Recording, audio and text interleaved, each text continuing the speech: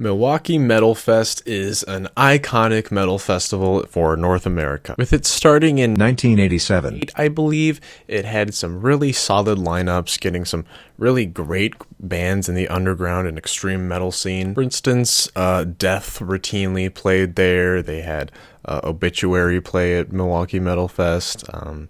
They had Lamb of God before they were like huge. Like they had Lamb of God when they went under the name Burn the Priest. So pretty fucking sick. Not to mention a ton of other amazing bands. Pretty sure they've had like Gore Fest and stuff, and those guys are classic. Kind of wish they were still around because they're not, but yeah, they played at Milwaukee Metal Fest back in the day, I believe. I'm pretty sure. But unfortunately, it kind of died off. I'm not really sure why it stopped happening. My best guess would be financial reasons. That seems to be pretty common, even nowadays. For instance, Cosmic Void just recently postponed their festival to 2027, and they didn't get like some lineup with a bunch of like nobodies that nobody would have cared about, and that's why they didn't sell tickets well. So it's just kind of a struggle that metal festivals will face, but that's a different video. If you want me to talk about that, I can talk about that.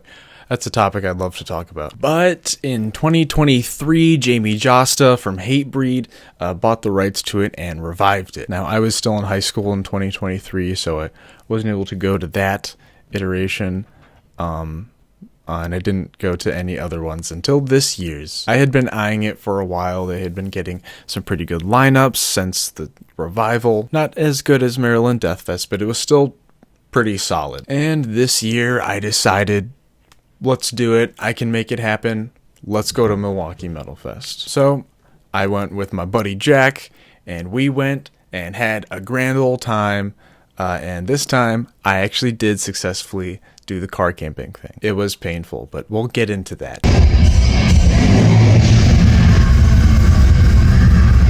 So the first day, June 4th, we woke up and we drove to Milwaukee, which for us is not that bad of a drive. It's like 5 hours since we live in Michigan. And we hung out for a bit, checked out a record store, and then got some food. And then we hit up the pre-party. They had a couple vendors set up already, so we checked out some of those.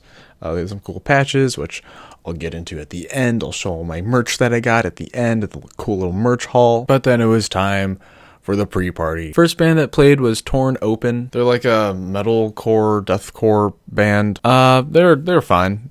Nothing really bad to say about them, but they didn't really stand out, to be honest. And then next was Gasket. They're another kind of like hardcore metalcore band, and despite that not really being a style I care for, I actually did kind of dig their performance. I liked their lead vocalist's stage presence. He had a very pissed off vibe. But then up next was Bonginator. I don't really listen to these guys. They're another one of the bands with bong in them, except they're not a doom band. They're just kind of dumb death metal that's intentionally as dumb and stupid as possible. And they had a remix of the one Call on Me song. I forgot what the actual name is, but their vocalist would come out and just hype up the crowd. She'd be like, yeah, and then just like losing his fucking shit when the bass drop happened. These guys were really fun. Their guitarist was doing some serious hip movement, and they were just stupid, dumb, fun, dumb, idiot, caveman slam riffs. And just like the Black Eyed Peas, we got a bit retarded in there. You referenced the original iteration of that song, which in case you don't know, go look that up. Now, up next, they might have played before, but I'm pretty sure they were up next, was Josta and Friends. This is just kind of a thing that he does for Milwaukee Metal Fest every year, where it's just him and some big names in the metal scene. I know last year they had like Bobby Blitz and some other dudes. I know they had one of the dudes from Biohazard. And this year they had some pretty good ones. So initially it was just kind of Jamie Josta and his solo band playing some Hatebreed songs, and I think he did play some of his solo songs. But then he would introduce some of the guests that they would have as they got further and further through the set. I don't remember the order they got introduced in, but I know they had Devin Swank from Sango Sigabog, Trevor Perez from Obituary, Rob Dukes from Exodus and Generation Kill, Catton from Hyrax. I think I'm pronouncing his name right. And there might be some other ones that I'm forgetting. Those are the ones I can remember, though. I know it was really cool. They played some like Exodus because like Rob Dukes was there, and then they did play some Slayer because international or national. I think it's International and National Slayer Day was I think like the next the day after the next day, June 6th. Hold on, let me check. Yes, it was the day after the next day, Saturday, June 6th, which is National Slayer Day, in case you don't know. So they did Slayer covers. But that was really cool. I caught a guitar pick from Jamie Josta's guitarist. It says Josta, and then it's CB.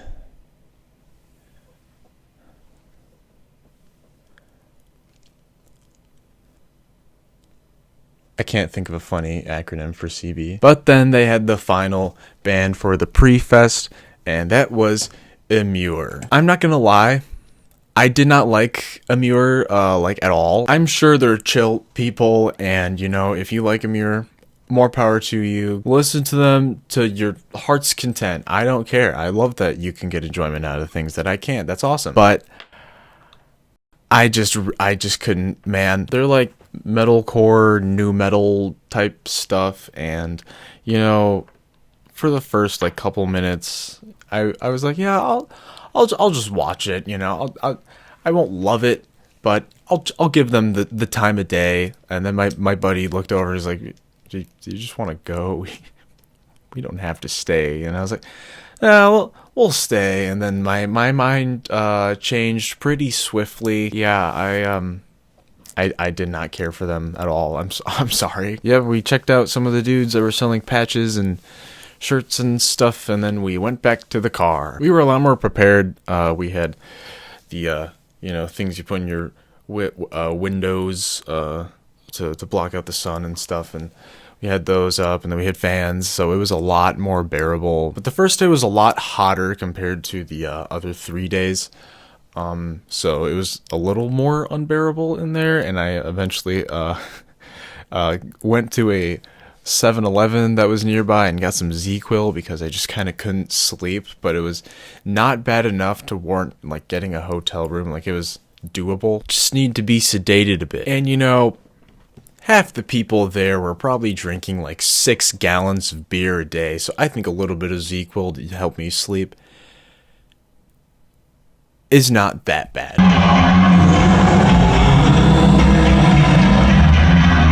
But up next was the first official day, and we woke up, got out of that hot car, which, by the way, was in the parking lot for the Ambassador Hotel, which is the hotel that Jeffrey Dahmer cut up a dude in.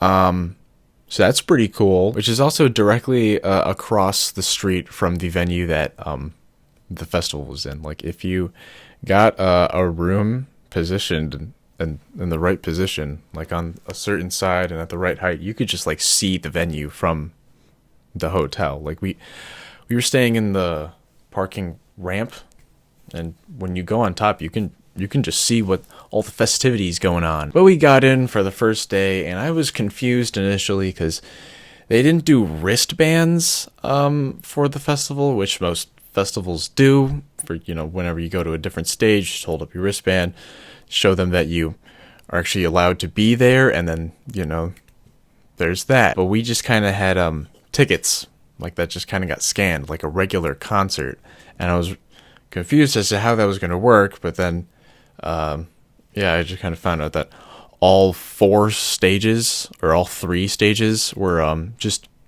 in the same building. That, I guess, does make it easier. I do kind of like getting a wristband, though, because like you can sew it on things and you can collect them, and a bunch of people have just like big collections of them, and it's a cool little piece of festival memorabilia. But anyways, we got our tickets scanned, and then we were off to the races. Initially, we kind of checked out some of the vendors because a bunch of other vendors had been set up. There's a bunch more records and t-shirts and CDs and tapestries and patches and pins and cassettes and all that stuff. Like, if you are looking to get merchandise of any kind, festivals like Milwaukee Metalfest, Maryland Deathfest, the like multi-day big ones that have like multiple stages, those are your best bet. That's where I found a bunch of like rare stuff that I never thought I'd be able to find, or like was searching the internet a lot and just kind of like never was able to find, and then just like stumbled across it in some dude's vendor booth, and then I was like, oh, I'm getting this. But the first band to play was Dirt, and they were over in the Blue Grape Music stage, which was the second largest stage. That was where the entirety of the pre-fest was in. And we checked out like a little bit of them, not much, because we didn't really know much about them. And I'm not gonna lie, trying to research them was kind of tiring because they have a very generic name, and they are not that big of a band. So there's like 19 other bands called Dirt. So half the time I wasn't even sure if I was looking at like the right band, and like stuff. But then we were off to go see the live Josta podcast. Now I'm assuming this got recorded and uploaded somewhere because it's a podcast. But it was Jamie Josta and a couple of the other guests that they had introduced. I know Rob Dukes and Devin Swank, and I think Trevor Perez was there, and then they also had Richard Christie, who's from Death and Iced Earth, and he did some live stuff for Incantation, and he's been in a lot of things that are just like my mind's blanking on right now. But it was pretty cool because they did like a Guess That Drum Beat, where Richard Christie would play some iconic drum beats, and then they'd get people from the crowd to come up and guess them, and they see which one who got the right answer, and whoever did got like a free compilation of the like they had a compilation CD for the festival, and then they got a free poster and stuff. It was pretty cool. They were also like really generous with just kind of giving the participants stuff. Like initially they were like, you gotta get it right, and if you get it wrong, you don't get the prize. But then half of them got them wrong, even like some of the very obvious ones, and then they still got prizes because Jamie Jost is just a nice guy, or at least seems like a nice guy, and didn't want these people to just like come up here and give their best shot, because half of them were like 15 and then like try their hardest, and you play some like King Diamond. It's like, I haven't listened to that guy yet, and then he's like, oh, too bad, go sit back down with next to your dad, and maybe he'll get the poster. I don't know how to pronounce words. But I also should mention that we did get there a little bit late because we also did want to check out Thanatotic Desire. They're a like death thrash band that I haven't really listened to, but I saw their bassist play at Maryland Deathfest because he's in Whiplash. So I figured let's go see his band, and then that would be cool. Yep, they were cool. They were up in the Sumerian Records stage, which is the big stage. It's like a ballroom. It looks really cool. I think I did get a good video of how it looks, or at least throughout all the videos I got of the bands playing. You should be able to get a good idea of what the venue looks like. But yeah, it is a really cool stage. I'm excited to go next year and be able to see more bands there, because that is one of the coolest venues I've been to. But after the Josta podcast was back up to the Sumerian Records stage to check out Mortal Skull. Now, if you watched my video on Maryland Deathfest, you will probably remember that I missed them. I saw their logo on the screen and heard a note and them being like, yeah, that was awesome, bye guys. And then that was literally all that I heard and saw from their set. But that was because I knew they were playing here, and they were booked over another band that I wanted to see that wasn't booked at any other event that I had a ticket or two, or was looking forward to getting a ticket to. And yeah, they were really cool. Some really underrated death metal with 2 really solid records. I haven't really listened to the recent stuff, but I've heard that it is not that great. I'll probably still check it out, give it a listen, and then if it's not great, I won't give it another one. Then up next was Misery. There's a good amount of bands at this festival that I just kind of didn't really listened to and just haven't really checked out, and I just figured, hey, I'll go see them and see what they're all about. And a lot of them, I'm not gonna lie, I don't really remember well, because I maybe saw like 10 minutes of their set, and then they're not really a style that sticks with me very well, and this is one of those bands. I think I got a video. It'll be playing, but yeah, I don't really remember them at all. But then it was up to Sumerian Record Stage again, big ballroom, to check out Hyrax. These guys are a classic thrash band. They've been around for a while, and then fucked off for a while, and then they're like, we're back! And I'd already seen their vocalist Catton do a bit of stuff with the Jamie Josta live show, Jamie Josta and Friends. And I won't lie, initially I was a little skeptical as to how good these guys would be. I'm not gonna lie, Raging Violence, I think it's okay. I think they have other albums that are better, but none of them have really like stuck with me. And then there's the fact that there's really no original members except for Catton, their vocalist, and he's pretty old. I think he's in his 60s. So part of me was like, how good are they gonna be? But they were really good. Catton gave an insane amount of energy on stage. He clearly loves doing this. He clearly loves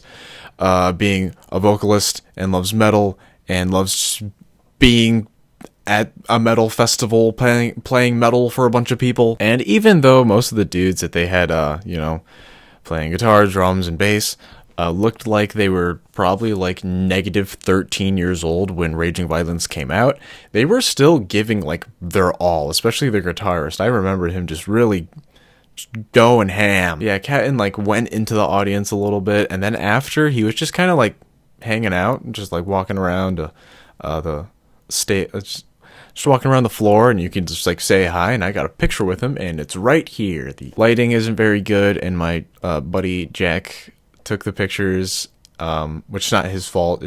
I just kind of could have picked a better spot to do it, but then he also got a 0.5 up close to us, and that actually has better lighting than the normal picture. But yeah, Hyrax was awesome. I would definitely see them again, even though they're, one of those bands that has very few original members left. In this case, one. Up next was back down to the bar, the rave bar, which Misery was in, and the Jamie Josta podcast was in. And this is like the tiny stage. Like it's literally like there's a bar and then a small stage, and there's like space in front of it and space on the side, and there's like, that's kind of it. There's like, it's a very small stage. And we checked out Blood Vulture. I remember them being kind of like softer, more melodic, and then just kind of having more metal parts put in at times. And I just kind of remember not really disliking it, but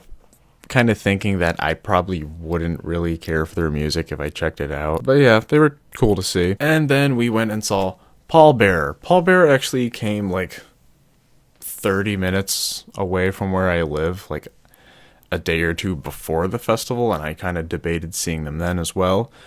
But I decided against it just to save money, because like this festival and Maryland Death Fest were like a week apart, so like financially my bank was just like screaming for help. But I got to see him here, and they did a good job. However, they were going to do a typo cover, introduce the typo cover. We're like, yeah, we're gonna play a song by this band that's awesome. They're called Typo Negative. And then the crowd was like, oh yeah, let's go. My buddy Jack, really excited. He loves Typo Negative, one of his favorite bands. But then they were like, actually, we're out of time. Sorry. Bye. And then they didn't play the typo cover, and that ruined my buddy's entire day.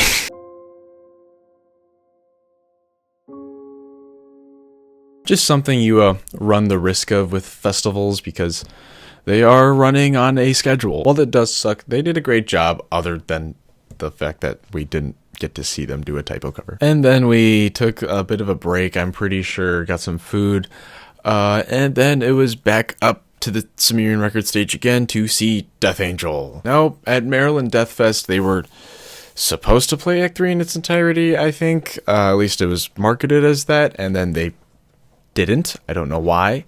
So I was kind of wondering, will the same thing happen here? Will they actually play Act 3 in its entirety? And they actually did play Act 3 in its entirety. Yep. I don't know what happened at MDF, but it didn't happen here. So yeah, I got to see that set. It was cool. It was my third time seeing Death Angel. Act 3, third time. Ooh. They do a good job live. They still throw a lot of good energy, and they've got I know at least 2 original members, and some other members that have just been with the band for a long time, like long enough where it's just like, okay, they're a Death Angel member. They're not just some newbie filling in. Now, Jeffrey Nothing had to drop off. I don't remember why, and to be honest, I don't really care. I don't like Mushroom Head at all. So they just kind of gave Frog Mallet another time slot to play. So they played 2 sets. So yeah, we kind of just sat that one out because like, oh, we'll see him on the second set. And then we went and saw Flesh Parade. These guys are a very underrated grindcore band. They have some really solid stuff. J-Dog from Dead by Dog loves them a lot and has them booked for Dead by Dog Volume 2 this year, which I am also going to. My backpack's right there because I'm leaving tomorrow. But, you know, figured can't hurt to see them 2 times, and they were really fun. I think their vocalist might have been a bit sloshed. He was just kind of rambling in between songs a lot of the time. He was barefoot and had like one of the Vietnamese rice hats on, and it was just kind of doing its thing. Half the time it was not on his head because it had fallen off. But yeah, they were great.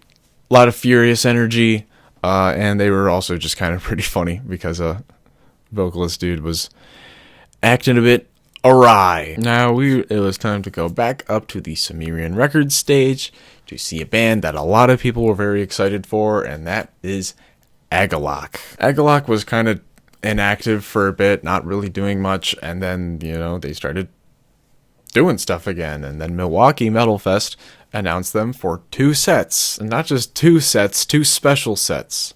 One is the retrospective set where they're playing a bunch of old stuff throughout the discography. Like I think they even hit up one of the demos, played a song off one of those, which is pretty cool. And the second one was Ashes in the Grain in full, but we'll get to that one when we get to it. And this was really cool to see. Agalok is a band that I do appreciate and I do like. Never been an absolute huge fan of them, but I do like them, own some of their stuff, and they did a great job. The crowd was just kind of mesmerized the entire time. This is not a band you're going to see moshing for, and it was just calming, and then every once in a while there'd be some screaming, but it was just like a calming screaming. I don't know. And they played for like an hour, 10 minutes or something. Yep, they're definitely an awesome band to get to see live, especially because they don't really seem to play live too often. But then after that, I was running over to the bar stage again to see Violence. Violence is a band that I hope I can fucking eventually catch a full set for. I've seen them twice now, and both times I've seen like 3 songs from the set because they're jammed in between 2 bands I want to see, so I just kind of have to make a decision, and half the time it's like cutting Violence's set in half, and it sucks. But they were cool to see. The bar was as hot as ever. Well, not. It was gonna get hotter for one of the sets that I'll get into later, but we'll get there when we get there. Yeah, they just played some old school Bay Area thrash. It was really cool to see. Yeah, they probably will get booked again. They're one of the bands that festivals routinely have been getting pretty frequently because they don't tour often, kind of like Demolition Hammer. But then it was time to go back to the Blue Grape stage to check out Monstrosity. This is my second time seeing them, and they are awesome. Another one of those bands that just like doesn't really tour at all anymore, and you just kind of have to hope they get booked at festivals. And this year they got booked at quite a bit because they just put out a new album, and they obviously are going to want to do a little bit of promotion for it. And they played a lot of really good old school stuff, and then they played some of my favorite songs off the new album, so that was really cool to see live. But then we ran back up to the Sumerian Records stage to check out Obituary. This is my 3rd time seeing Obituary, and they always deliver. They are one of those bands that's like fully worth still seeing. Like they have, I know at least 3 original members, and that's not very common in death metal for bands that have been around as long as they have. And they still kick ass live. They still put out some pretty decent albums. And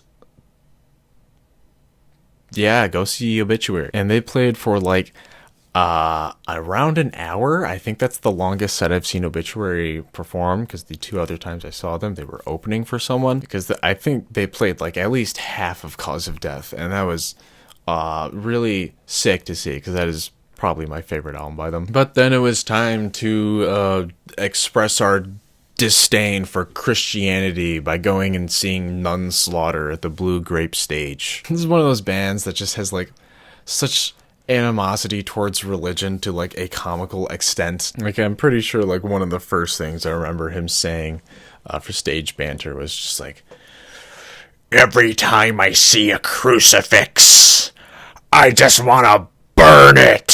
And it was just like, man, this guy does not like Christianity. They were awesome. They are a great band to see live. This is my first time seeing them, and I will 100% see them again if I get the opportunity. Because, I mean, this is one of those bands that, like, if you're an actual metalhead, you should know them, you know? I would hardly even consider them underground. They've been around for, like, 30 plus years. Been signed to some pretty big labels.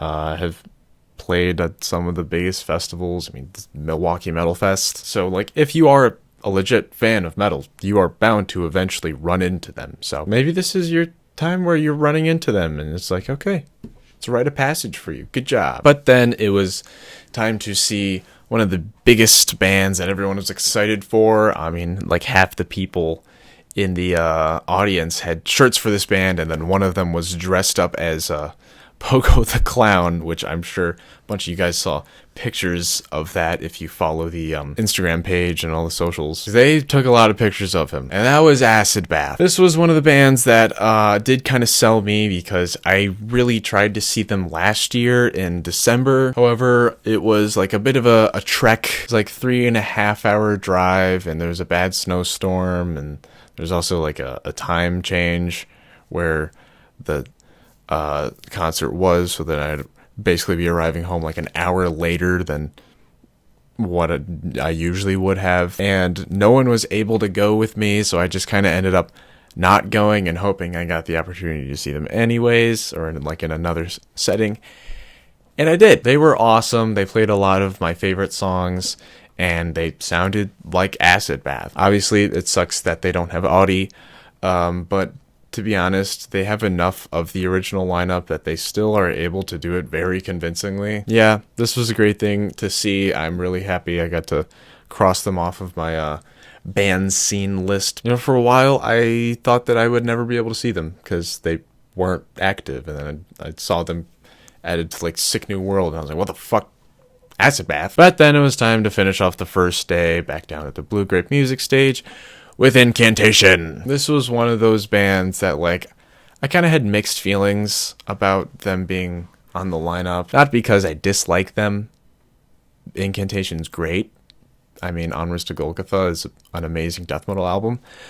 But they're one of those bands that, like, tours constantly. And I think that's kind of one of the main issues I had with the Milwaukee Metalfest lineup, was that they got a lot of bands. It's like, these guys are touring all the time. I don't really think you had to book them. Like Obituary, they were great to see. I love seeing Obituary. But at the same time, a part of me was like, you know, this slot could have gone to a different band that, like, I don't think I would have ever seen. But they did a good job with, like, the bands that they did pick for the ones that are touring a lot, because Obituary and Incantation do deliver a good show, like, every time. I will also say this is my first time seeing Incantation, but I've heard that they are great all the time, which that is also another reason why I was pretty happy to see them on the lineup, because it's finally getting them crossed off the list. Yeah, John McEntee did a great job playing the classic cavernous death metal that is Incantation's music, and their bassist, he seemed really fucking good. His fingers were quite busy the entire time. That was the first day. Time to go back, sleep in the car, and fall asleep to some YouTube videos so that my brain is distracted from the fact that it is not a very comfortable environment.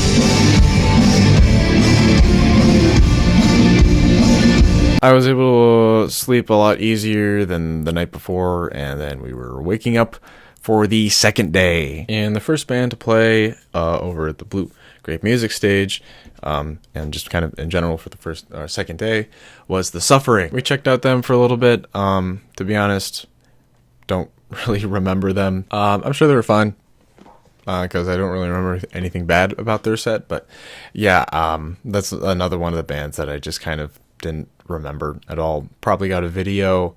And then there was another Jasta and Friends podcast at the rave bar stage, so we checked that out for a little bit, and it was fun. Jasta and Friends stuff was always great. This time they weren't doing like a podcast, they're doing like Jasta and Friends. They were playing music instead, and they played more Exodus. I'm pretty sure they played like Bonded by Blood at least 3 different times throughout the entirety of the festival. It was great. And with this being International Slayer Day, they played quite a bit of Slayer. I remember them playing at least Angel of Death and stuff, and Rain and Blood, obviously. But I don't remember which song it was, but Rob Dukes got in the pit and was moshing. So I was like, let's get in the pit as well. So I moshed with Rob Dukes. I remember giving him a little pat on the back as I was moshing, because there's a lot of touching that kind of happens in mosh pit. But I met all of Exodus. I met them when Zetro was still in the band. Here's a picture of that. Boom, proof. But now I've moshed with Rob Dukes. So yeah. And then when I die, I'll go hang out with Paul Bailoff in the afterlife. And then hell yeah, dude. But up next was the Blue Grape Music stage with Casket Robbery, and they were really cool. I remember their vocalist doing a really good job, giving a good performance, helping rile up the crowd, doing stuff like, "You guys feeling all right? Yeah, Milwaukee, you guys still alive out there?" Shit like that. But then up next was Belushi Speedball, and I do remember this one quite well. This was one of the craziest sets of the entire festival. Belushi Speedball is not really a band I care for, to be honest. They're kind of generic thrash, if I'm gonna be blunt. But I will 100% see them live again if I get the opportunity, because that was really fun. They were just throwing a lot of stuffed animals and shit into the crowd. They were initially planning on doing something harder than stuffed animals, but apparently the venue stepped in and was like, "No, you're gonna hurt someone." So you're like, okay. And then they did stuffed animals and God, what else was there? There's just a bunch of stuff like inflatables and shit, but there were at least 100 stuffed animals that they got from Goodwill that they just threw into the audience. I got one of them. It was a Squishmallow. Yeah, this was my loot. This is my loot from the show. This and this, because they had like a Christmas theme going on. Why? I don't know, because I think they were just intentionally being, a little crazy. Stab myself on the fucking the wall on my nose with my fucking nose ring, dude. That shit hurt. Or nose stud, I should say, because it's not a ring, it's a stud. My eyes are watering from that. Yeah, they were throwing a bunch of stuff, like Christmas hats. Like there's a ton of Christmas hats just in the audience, a bunch of people wearing them. And then I remember people on stage for some of the other bands for the future sets being like, "I don't know what's the deal with the Christmas hats is, but I love it. You guys are great." It was funny. And then there was a point in the set where they were like, "I want all of you to lay down. We're gonna play Nightcrawlers like Always Sunny. Lay down. You're gonna lay down for this entire song." So then everyone laid down. And then they had this dude dressed up as Santa with a black just face mask over, just in the pit. And then I happened to just be laying down right next to him. And then they would upload pictures and I would be in them, and boom, more proof. Yup. Me and my Solitude Eterna shirt that I got from MDF. Yeah, that was a crazy set. Oh my god. But then up next was Generation Kill, which is Rob Dukes' crossover band. I haven't really listened to much of them, but they were great. They were a really solid band to see. They seemed pissed at the government and all that, and I even caught a flippin' guitar pick. Bada bing, bada boom. Oh no!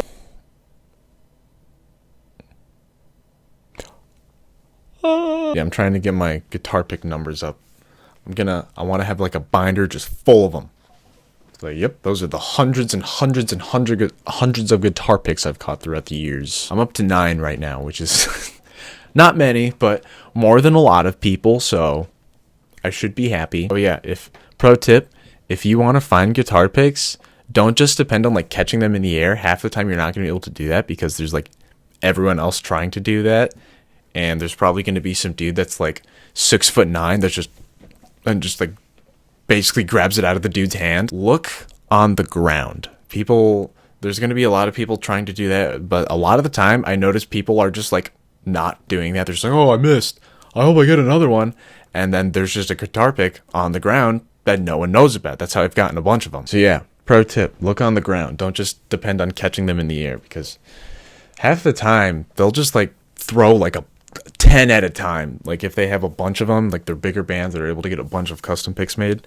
So yeah, do that. But then it was time to go back up to the Sumerian record stage, the big ballroom place, to see Prong. This is a classic band that is kind of also on life support in the sense that they have one original member left. They also have just had a lot of stylistic changes, so it's kind of probably a lot of people are like, oh, is this even the same band at this point? But they were cool to see. They had some really tight grooves, especially because they played some of the more groovier kind of industrial sounding stuff with like snap your fingers, snap your neck and stuff like that. But then they also played some of their crossover oriented stuff. So yeah, it was a cool set. They've never been a band that I listened to a lot, but yeah, I've enjoyed them the times I have listened to them, and then this time seeing them. Up next, it was time to check out a little bit of Internal Bleeding. I've seen Internal Bleeding before. They opened up for Sangwa Sugabog the first time I saw them, and they're a good time. They are a very good slam band live.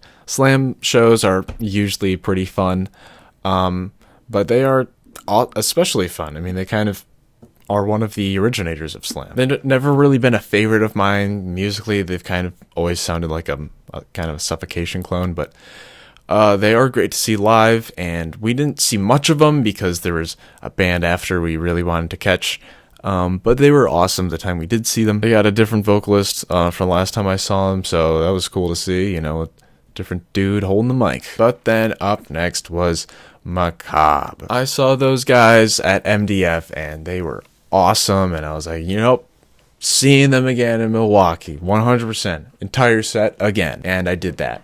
And it was such a good time. Macabre does a great job live, and they do a good job at, making a good set list. They have a bunch of spots throughout the discography, hitting up all the albums from the old ones and the new ones. And they always do like they have some staple songs, but then they throw in some different ones, and I really like that. They also have the awesome dudes dressed up as serial killers that go up on stage and do some funny little stage theatrics. Yeah, if you haven't listened to Macabre, listen to them and then see them if you ever get the opportunity, because they are great live. And still, all three of them are the original members. No lineup changes for the 30 plus years they've been around, which is quite impressive. But then it was time to go see Havoc, and this one I was pretty excited for because Havoc was one of those modern bands that really helped me get into metal. They were one of the first thrash bands I checked out after, listening to some of the classics. And I finally am getting to see them after listening to them for at least 5 years. So this was awesome. But they were having technical difficulties and just started like 25 minutes late, I think, like around that time. And it was getting pretty annoying and frustrating because by the time they were starting, they had like maybe 15 minutes left until they were scheduled to be done. So they only played like 5 songs, and then they were like, oh, bye guys. So that was pretty disappointing. But yeah, they're a band that I've got a pretty good feeling I'll be able to see them again, because they've only been around for like, I'm not even sure, 20 years yet. But then it was time to go back up to the Sumerian Records stage to check out the comeback of Iron Reagan. This is basically Municipal Waste 2. Instead of talking about beer and partying, they're talking about how much they hate the government, though. And this is their comeback. They were disbanded for a while and inactive, and then they recently announced that they were reforming and doing some stuff again, and they even would have released an EP since reforming. And them being on Milwaukee Metalfest was a date on the tour that they were on with Killswitch Engage, Machine Head, and Power Trip, I believe.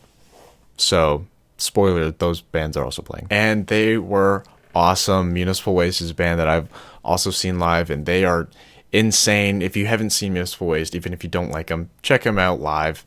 There's going to be a lot of crowd surfers if you like an audience like that. And these guys were no different. The crowd was insane. They played some songs that I was really happy to hear, and they were able to fit a lot of them in because they're crossover and their songs are like a minute long. But then it was time to go back down to Blue Grape to see a classic thrash band rather than a new one, that being Sacred Reich. These guys have been around for a while, about 40 years, and I had never gotten to see them, so I saw them. They played stuff off of The American Way and Ignorance, and it was really awesome to be able to hear those songs live. It's because, they still sound pretty good, even though they are kind of on life support with not very many original members left, but they're still doing good. They still know how to deliver a good live performance. But I wanted to check out Nails, so we had to cut that set a little short and head back up to the Sumerian record stage. Nails is an extremely antisocial, grind, power violence band, whatever you want to call them. There are a lot of people that'll get mad at you for calling them grindcore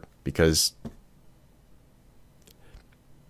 I don't know, man. They're very hardcore laden death metal sounding stuff. Okay, that's there. Are you happy? And they did great. They are intense and furious live, and their drummer is great because it's Carlos Cruz from Warbringer, and he's an extremely precise technical drummer, and he knows how to deliver a good fucking punch. And Todd Jones, despite him writing some really anti-human being lyrics, was actually pretty positive on stage. I remember him being like, I love playing in this band. I love playing for you guys. And it was like, I didn't expect this guy to be showing so much love with how much disdain he shows for people in his music. But, I'm here for it. But that was awesome. It's time to head back down to Blue Grape Music stage to see Armored Saint. This is John Bush, his main band, the guy who would join Anthrax for a little bit, and then also would be asked to join Metallica, but then would be like, nah, I want to focus on Armored Saint. In case you didn't know that, James Hetfield asked John Bush to join Metallica at one point to be their vocalist so he could focus on guitar more when, playing live, but he declined it, but then he would join Anthrax, so that's kind of funny. And they are just some classic heavy metal, and they have a lot of original members left still, despite the fact that they are quite old. So it was really cool to see them. They did a great job. John Bush still sounds amazing for his age, and they played for around an hour, so that was really cool to be able to see. But then it was time to go back up to the Sumerian record stage to see Power Trip. This is one of those bands that a lot of people were kind of like unsure about what the future would look like for them because their vocalist, Riley Gale, died not too long ago. It was very shocking because the dude was really young and, they were like getting a lot of attention, and then it just kind of came out of nowhere that the dude overdosed on, I think, fentanyl, which seems scarily common now because, that's everywhere and it takes very small amount of it to overdose and for it to be fatal. So it is horrific that it has, spread and continued to get this big of a problem. But they would eventually announce that they were going to continue as a band and they would get a new vocalist. And after seeing them, I really do think they are in good hands. Their vocalist gave a great performance. He really was full of just energy, bringing on, the crowd to just...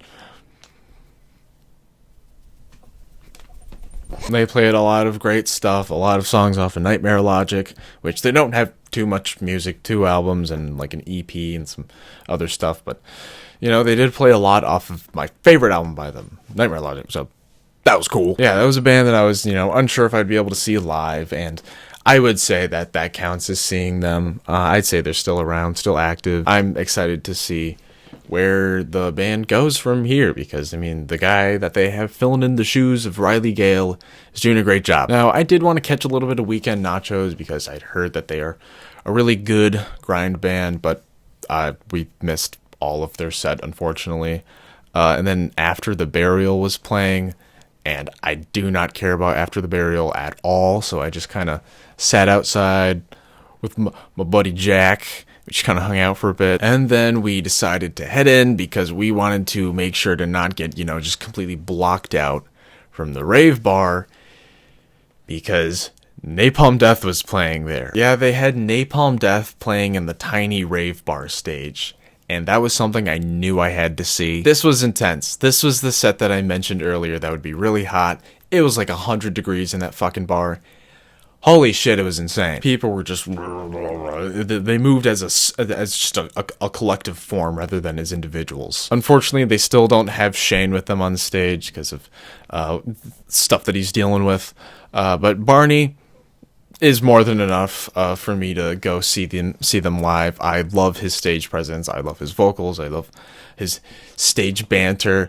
I love everything about the dude's performance, that I will see Napalm Death as many times as I can before they're gone. Which is why I didn't mind the fact that they were on the lineup twice, despite the fact that they constantly are touring. I love seeing Napalm Death. I will take every opportunity to do that. And yeah, holy shit, they played a lot of great stuff, and it was as hot as ever. But it was a pretty short set because it was in the rave bar, and this is kind of where all the smaller bands played, and they didn't want to kind of give Napalm Death special treatment, I'm guessing, because it's just like,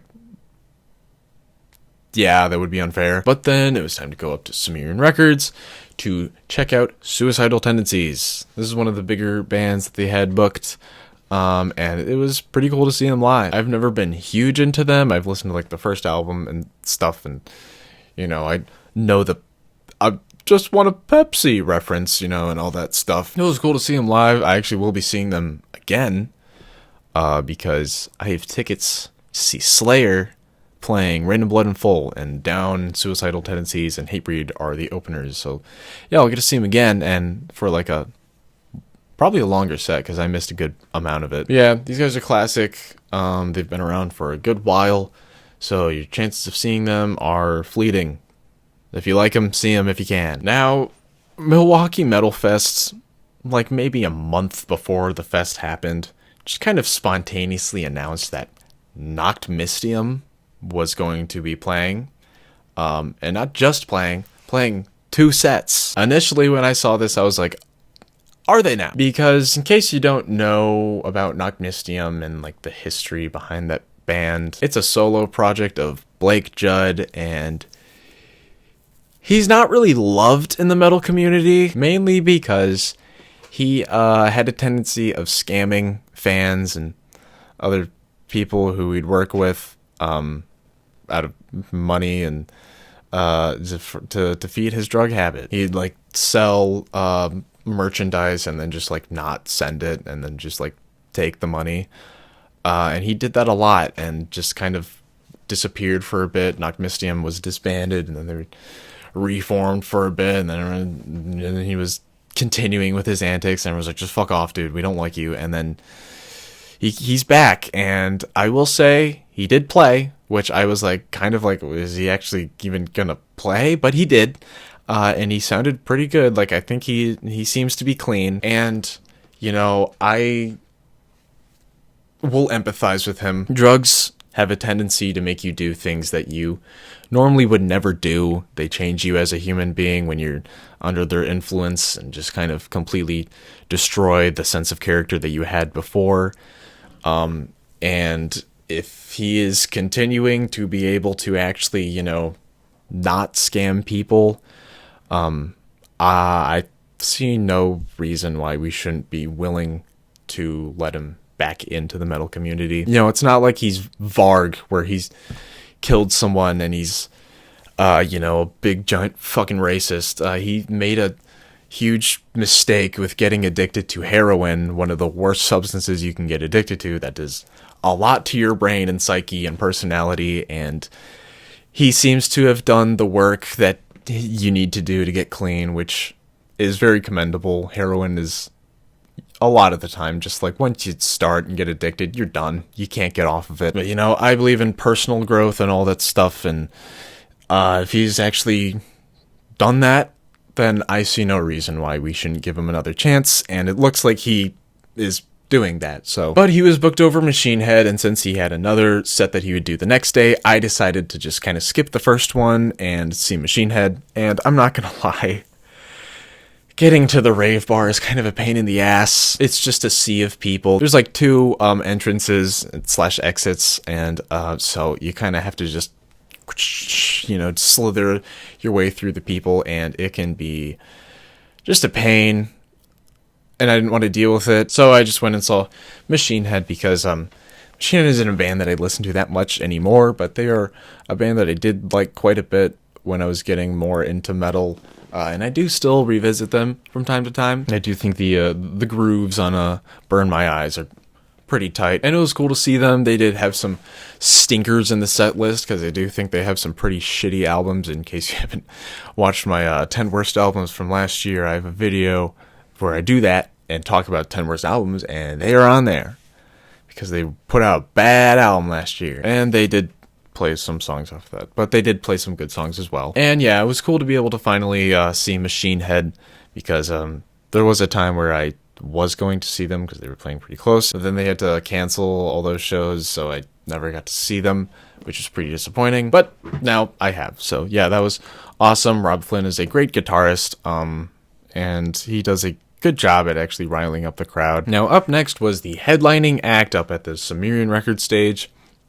and there wasn't anybody else playing, and it was a band that I don't particularly care for. That is Killswitch Engage. I do not really care for their style of metalcore, the more melodic, sing-songy metalcore with like the big choruses and more alternative metal song structuring and writing and stuff like that. If that's your style, more power to you. Glad you enjoy it, but it's not for me. And my buddy and I just kind of decided to take this set as just a time to rest our legs. And so we were like listening to this set, like the way the floor is just a big oval stage, and then there's like kind of like a step up to a higher area, and then you just kind of sat by the walls over there, because it was a big floor. No, it wasn't completely full like at all the entire time. So if you wanted to go like get a rest and sit somewhere, you could easily find a spot back there. So that's what we did.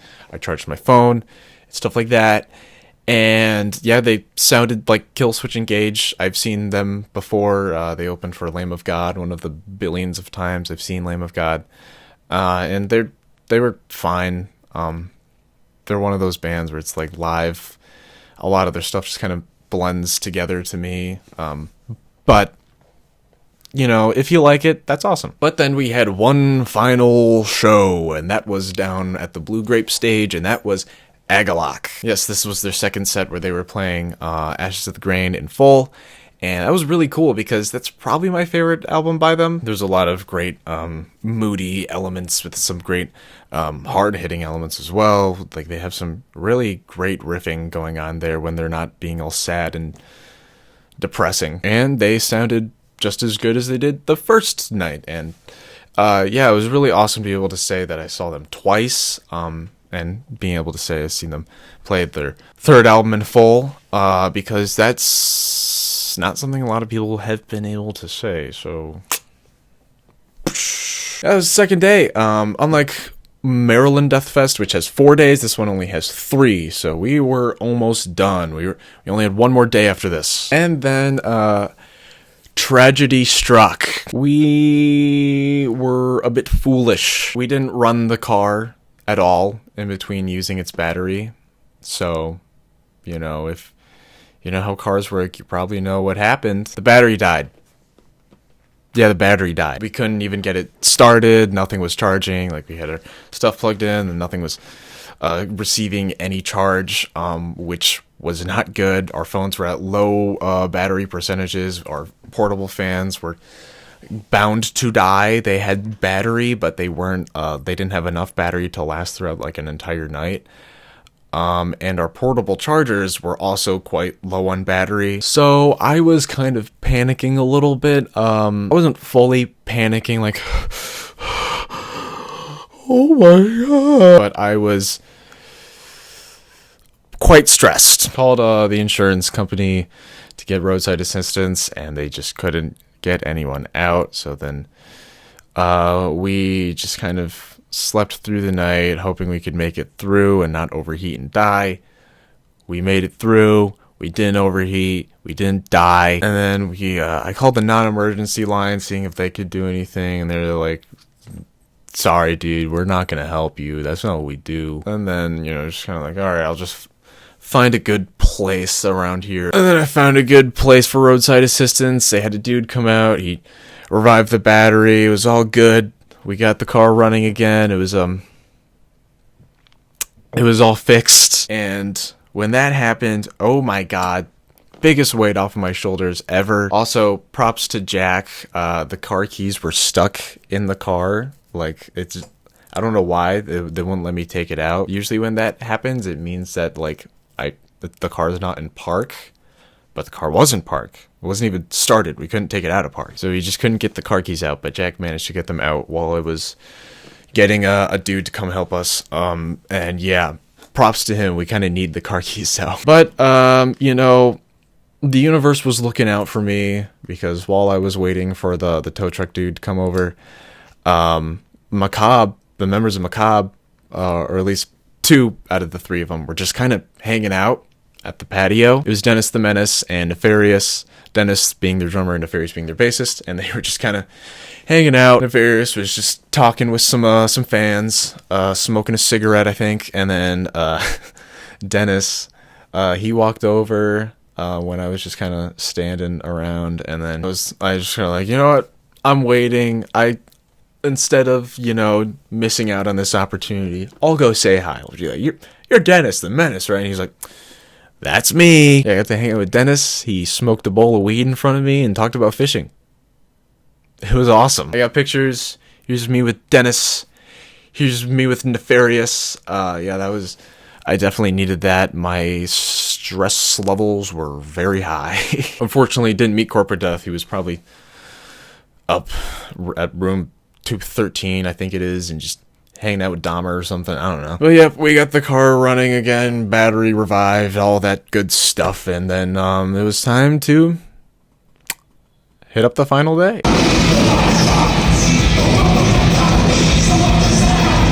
Third day, I will say, I was kind of tempted to not go, just kind of get a 2-day pass, and then just kind of skip out on the third day. There was good bands booked, but there wasn't very many bands that I wanted to see. But we decided, fuck it, let's see all 3 days. It's the first Milwaukee Metalfest. Let's do it right. Do all the days. And we did, and it was still a good time. We went and saw Texas Toast Chainsaw Massacre because they're another band like Belushi, Speedball, where it's like kind of generic modern thrash, but they're fun. They're just kind of have a funny edge, and they were fun to see live. They were like throwing a bunch of stuff into the audience. There's a random plastic fireman hats that were just kind of being given to them on stage, and then they were just like, okay, let's put them on, while screaming about wanting to pet your dog. Yeah, it was pretty fun way to start the day. They threw out some t-shirts. I caught one. I'll show it off at the end. You gotta wait for that. But yeah, they're a cool band to see live. They actually just announced a show pretty close to where I live, like 25 minutes away, so maybe I'll see it.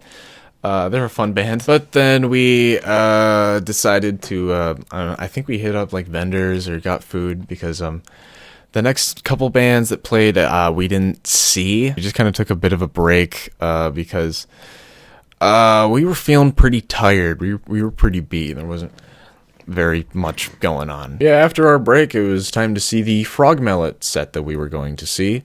And we saw it. They're a kind of fun, slam, brutal death metal band about frogs. And that's that. They're kind of another band kind of in the vein of Belushi, Speedball, where it's they're kind of just fun, They're not really amazing or gonna blow your mind or have these amazing riffs that are holy shit, this stuff's good. But it's just kind of hey, death metal about frogs. Who knew? Yep, they were cool. And then up next was Visceral Disgorge. This is another slam band to add to the list of ones I've seen. Make all the new standard elite posers jealous. They were fun. Slam is almost always fun to see live.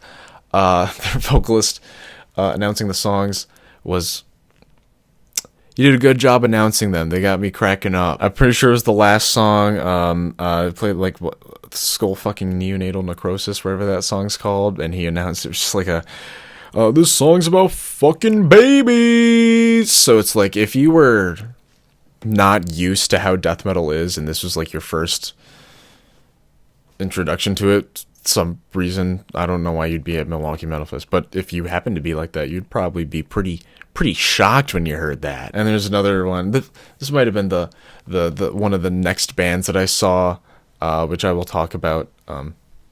But you're like, who here likes to masturbate? And then they're like, yeah. Who here wants to kill themselves? Yeah. Well, this song's about dismembering yourself and masturbating with your own organs. Just death metal stuff, you know? Yeah. That was Visceral Disgorge. And then up next was the Sumerian record stage to see Waking the Cadaver. This is one of those bands I just kind of was aware of but never really checked out because they're kind of more the slam, deathcore sounding stuff, and I don't really care for that stuff. I more enjoy seeing it live more than actually listening to it in my free time, to be honest. Like, there are some slam bands that I do like. One of them we will actually get into soon. So wait for that. But Waking the Cadaver is not one of them. I more just appreciate them for their shredded wheat song and stuff. And yeah, their vocalist even would mention that, obviously, because they played the song. I was hoping, I hope we didn't miss them play that song. It's like the only song I know by them. I'm not saying the name of that song, by the way. And he was like, thank you guys for over 20 years of shredded wheat. And it's pretty funny. I like whenever, bands are self-aware of the memes surrounding them. Yeah, they were cool to see. They're a fun band, even though I don't really care for them. They're another band that's like, if they're booked at a festival, I'll check them out. It's fun. And then it was time to see Primitive Man. I saw Primitive Man at the pre-fest for Maryland Death Fest because they got added in place of Sinister after they had to drop off, and they were actually really good despite the fact that they were very different from the other bands playing. They had 3 grind bands, a death metal band, and then very slow droney doom metal, sludge metal. It was just complete different. But anyways, and they are really cool. I love the visual elements that they have with the TV static and the distorted clips of disturbing things going on in the background, and then their bass tone is monstrous and their vocals are monstrous, and they're just great. They're cool to see live. They're absolutely crushing. They're what I told my friend, just like as a warning, just like this, they are what like evil sounds like. If you just take the concept of evil, make it into music, Primitive Man. So yeah, go check them out if you like that stuff. But up next was the deathcore band All Shall Perish. These guys were also inactive for a bit, and then got reunited, and they got booked for Milwaukee. And they are one of the few deathcore bands that I actually think are pretty good. I don't care for deathcore for the most part, but All Shall Perish, I've never really thought anything poorly. Like, I've never felt poorly towards them. Editing me here.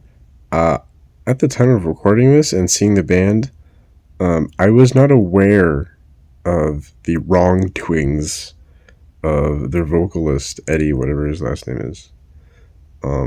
So yeah, I definitely do have a bit of a different viewpoint of them.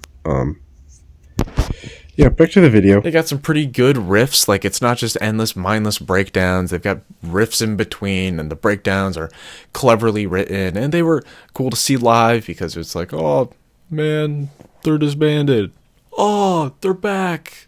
Yeah! Always cool to have that. But then it was time to see Knockmistium, the other set that they had. They've never been a band that, like, amazed me musically, but I just figured, it would be cool to see them, be able to tell other people, say, yeah, I saw Knockmistium. He didn't flake on the performance. I actually saw it. And he did, kind of mention and talk about the elephant in the room, so to speak. He mentioned just like, yeah, I was struggling with a drug problem, and I'm really thankful that you guys are, welcoming me back in. And, that's another part of the reason why, I think we should give him just at least one more shot. He seemed clean. He seemed like he was doing good, and health-wise, he looked not like a drug addict, and he was very appreciative of being welcomed back. And he seemed like he might actually be a nice guy and is done with the bullshit antics he was up to. And I'm not trying to excuse all that shit, by the way. I'm just trying to be empathetic, especially because I don't think having a drug addiction makes you a bad person. But yeah, it was cool to see them. But then up next was Napalm Death at the big stage this time. They played a very similar set that they did at the small stage, very similar stage banter, pretty much the same, because Barney says a lot of the same things every time. Like, he talks about how religion is a waste of time, and you can do great things without religion, and then how, this song is a classic anti-fascist song by a classic band you might know called the Dead Kennedys, and then they play Nazi Punks Fuck Off, and it's great. They do that every time, and I love it. Napalm Death, they played You Suffer 2 times, which they do not do that often. They, obviously in their early days, that wasn't the case. They played it a lot. They used to play it like 30 times in a row, just like fuck with people, but they kind of stopped doing that. But they gave us a treat. They gave us it twice. Now up next is that slam band that I was talking about that I really like, and that is Devourment. Something about Devourment is just very different from the other slam bands. Their chugging and grooving is so tight and infectious, and then I absolutely love the drums. Brad Fincher is an amazing drummer. Like the drum beat for the opening song off of Molesting the Decapitated, like the that shit's awesome. I love it. And Ruben Rosas, his vocals are fucking awesome. He sounds like a garbage disposal that is malfunctioning, and it is just great to hear. And the pit was kind of annoying. There's just dudes that were like purposely going in between the people in front, like weaving just to like be annoying, and it was just kind of like, dude, stop. I'm fine with crowd killing, but when you're doing this shit, it's just annoying. So fuck off. Push me a little bit every once in a while, but if you're just like weaving through like, I shit you not, there was like the front, the pit, and then he was just like weaving in between people, pushing them in the front. It's just like, what are you doing, dude? Yeah, that was annoying, but the music and Devourment made up for it. So yeah. Then it was time to check out Green Jelly, because I heard that they are a wacky, kooky, crazy band, and they in fact were wacky, kooky, crazy. There's a lot of pool noodles and other things thrown into the crowd. We didn't see much of it. We came in at the last second because they were kind of booked mostly over Devourment. But yeah, they were pretty crazy. They're half of the members were just like leaving the stage and just like playing their instruments in the audience. I got a video of their bassist doing some stuff in front of us, and it was crazy. They were just like, if you wanted to go on the stage, you could. So we did. We went on the stage, and like, you're probably thinking, well, yeah, like they had stage diving and crowd surfing like the whole time. No, I'm talking just like go on the stage and just like stand there and just be like, yeah, dude, this is where I'm gonna watch the show. If you wanted to do that, you could. It was awesome. It was really cool. I don't listen to Green Jelly, and they were really weird. Like, there was like random trap beats thrown in, and it was strange. The vocalist had his dog on the stage. It was like, there was a lot going on, but yeah, it was fun. And then next up was John Bush playing the Anthrax era stuff up at the Sumerian record stage. I decided to check out a bit of this because they had another band I wanted to see like booked in the middle of it, and I'd see the first half of the set and then the last bit of the set, and I didn't really have too many qualms about missing some of it, because I won't lie, that era of Anthrax is not my favorite at all. Like Volume 8 and Sound of White Noise and We've Come For You All and Stomp 442, it's very I think Sound of White Noise is okay. It's got some good songs, and I think We've Come For You All has some good songs, but then they're mostly filler. And then Stomp 442 and Volume 8 I just actually don't like at all.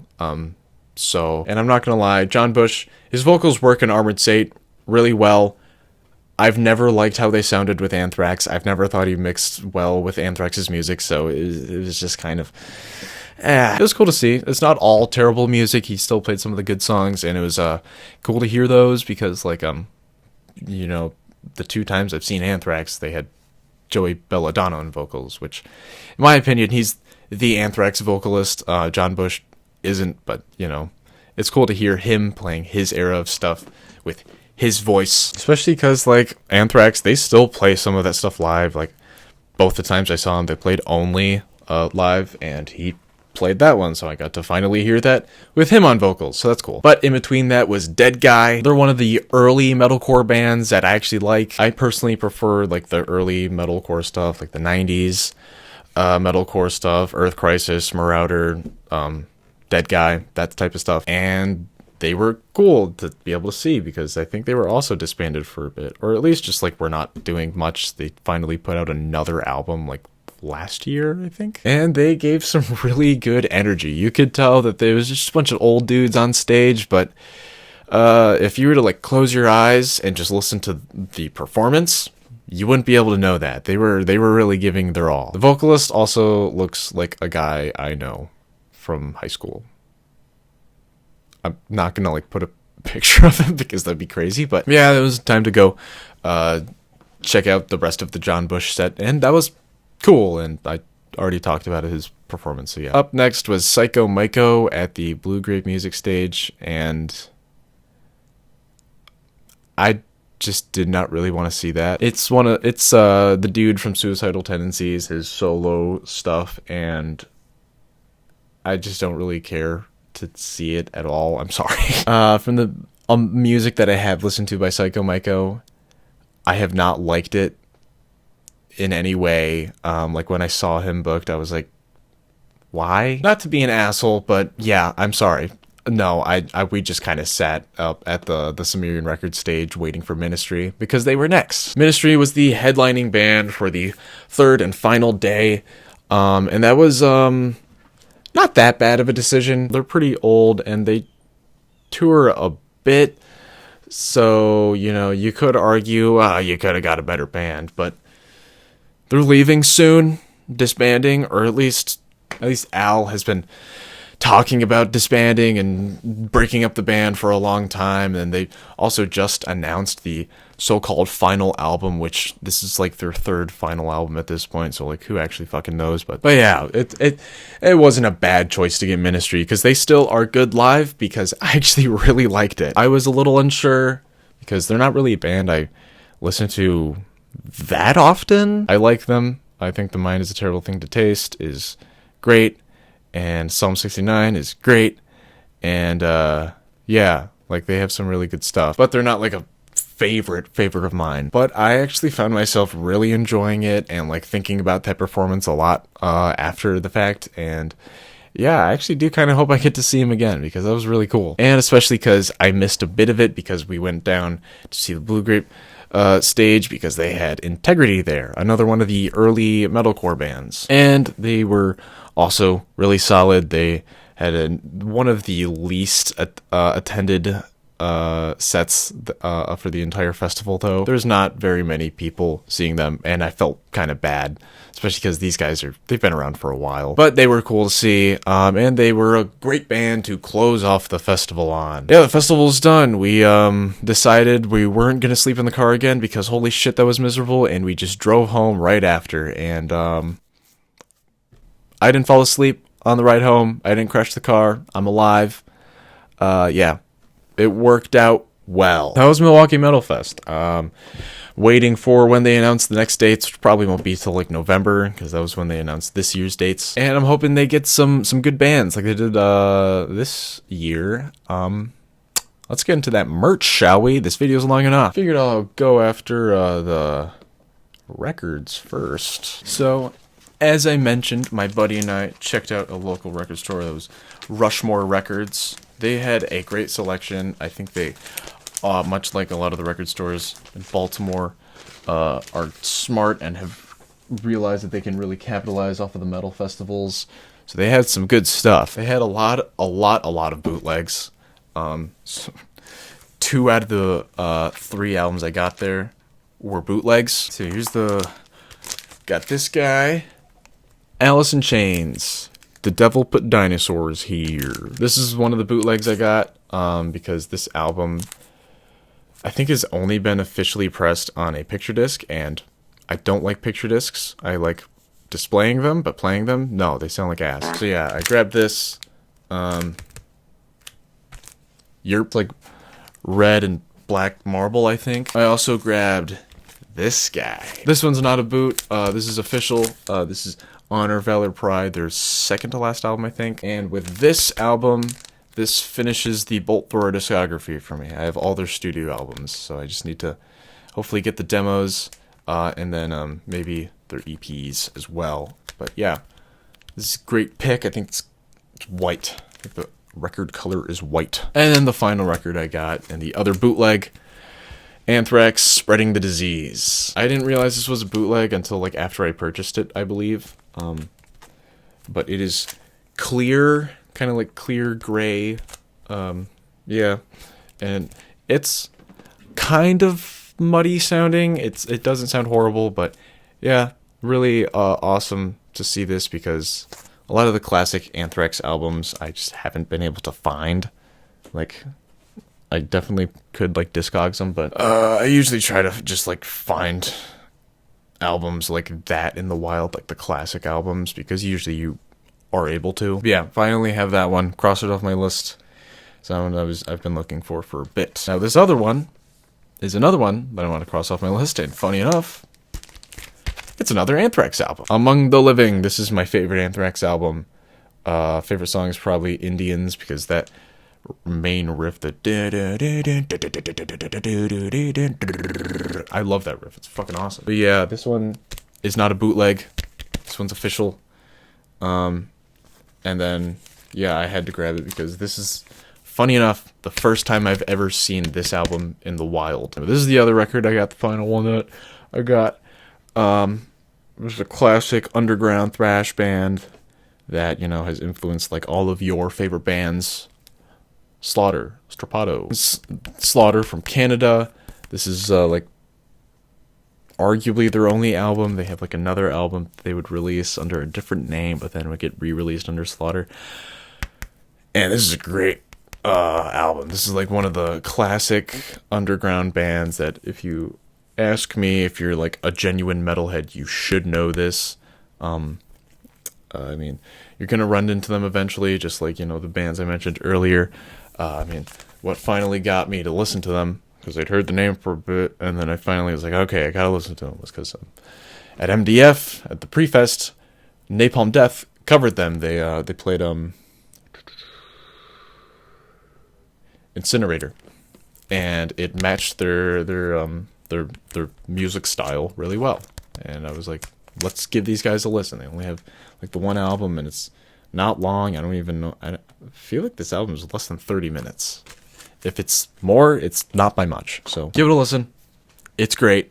Death thrash and very intense thrash metal.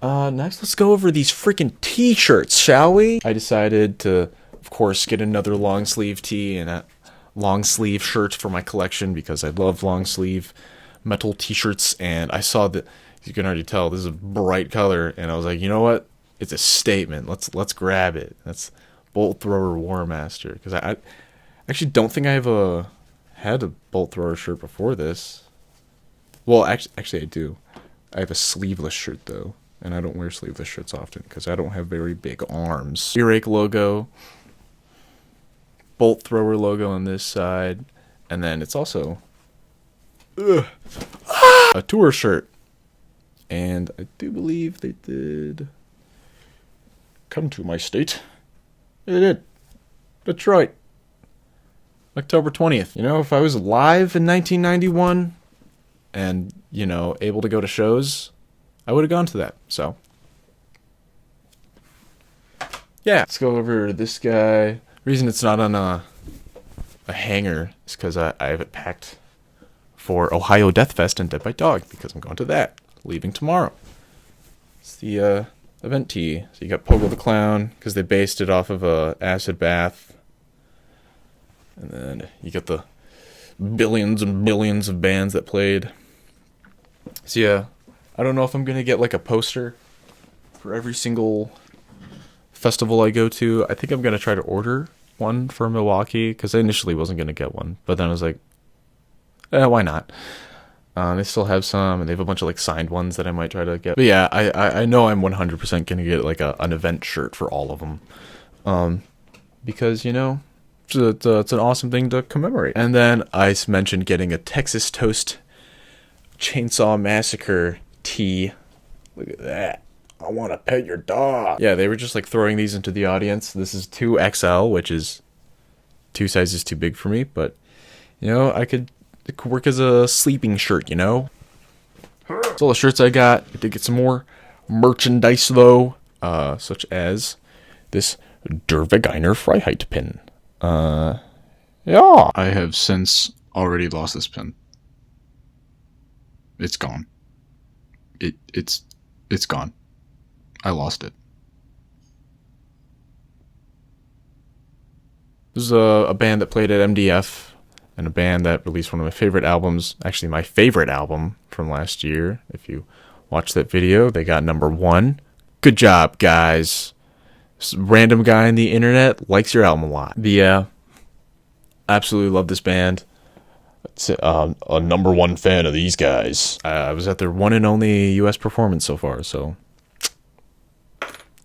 can't say I'm a poser. And then this time, I actually did get some patches. Last time at MDF, I kind of wanted to get some patches, but then I didn't. There's a lot of shirts and records that I ended up getting instead. But I got a couple of patches. This first one I saw, and I was like, this is funny. I feel like I have to get it. And that's Death to False Patches with Patchy the Pirate holding a fucking gun up to you. Yeah, this might be referencing the whole pull the plug drama. A lot of people hate pull the plug. Me as well. I cannot stand those guys. They're assholes. So this might have been made in spite of them, because they are very annoying. They use very not nice business strategies to fuck over other patch companies and distros. That might be worth the video. Like, there's some drama surrounding that's like, you guys are assholes. Jeez. But I got Hellstar Nosferatu. This is a very underrated speed power metal band. Yeah, I really like this album. They put out an album last year. It wasn't that amazing, but it also wasn't like completely terrible. So I don't know. And then this is a great modern power metal band. Whatever genre you want to put them under. I usually consider them power metal. As Eternal Champion. This is their first album, The Armor of Ire. They put out like an EP this year. And I think it's like one 23-minute song, which is pretty cool. But I haven't listened to it yet. But yeah, Eternal Champion. Really like those guys. Hope I get to see them live. Which they haven't been around for too long. They only have 2 albums and been around for like, I don't even know if it's been a decade yet. So yeah, I think I'll probably be able to see them eventually. But then the final patch I got is this Catatonia one. It's got a nice glittery border. This is their first album. Yeah, Dance of December Souls, which this era of Catatonia is the best era of Catatonia. It's kind of disappointing that they'd abandoned it. I do like the, current, much more softer, kind of proggier alternative metal sounding side, but I think this style is much better, which does kind of suck because they don't play any of this stuff live. They don't play anything off of this album, Brave Murder Day, live anymore. Which is fine, I guess. Yeah, that's all the merch I got for the most part. I did also get that Dying Fetus tapestry right there. Grotesque Impalement, one of the best metal EPs of all time.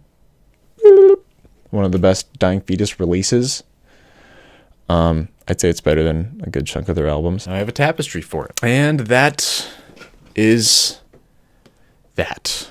That is all the merchandise I purchased and all the bands I saw in my epic experience at Milwaukee Metalfest. This one I definitely will be going to for at least a good while. I could see myself maybe not going to it in 5 years or something, because compared to MDF and Hell's Heroes and Obscene Extreme and Brutal Assault, they don't get the best lineup. They obviously don't get the worst lineup. I mean, Wacken at this point is kind of a shit show compared to this, and Download is just what Why would I go to that, dude? But this, I would 100% go to this. You know, and at any time, if I ever do decide, I'm done, I don't want to go anymore, which, once again, I could see myself doing that in like 5 years. It's not going to be because it went to shit or anything, unless it somehow does. But yeah, that was awesome.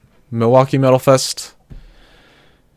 Hell yeah. Very glad that this festival has been revived, and I think it is in good hands with Jamie Josta. A lot of people give him shit, but I think he is doing a good job with reviving it. He's got a lot of great bands. I mean, he's got Monstrosity and Nunslaughter, okay? Shut the fuck up. Now, Jamie, if you want help with the booking, I can get some good suggestions, okay?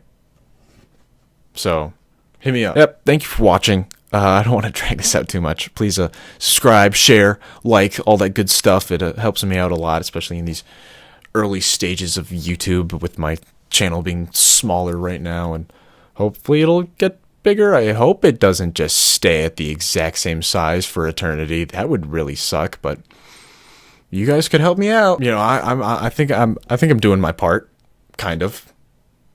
Sure, I stop uploading every once in a while, but then I come back. All right, I'll get out of your hair. Get out of here. You don't have to stay here any longer. Shoot. Thanks for watching.